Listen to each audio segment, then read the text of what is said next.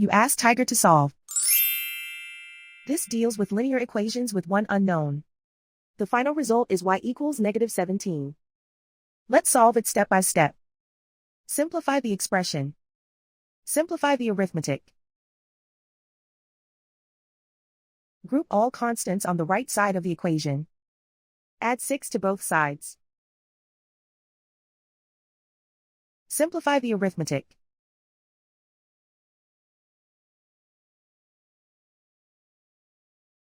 Isolate the y. Divide both sides by -2. Cancel out the negatives.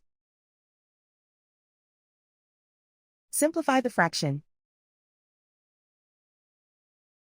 Move the negative sign from the denominator to the numerator. Find the greatest common factor of the numerator and denominator. Factor out and cancel the greatest common factor. And so the final result is y equals -17.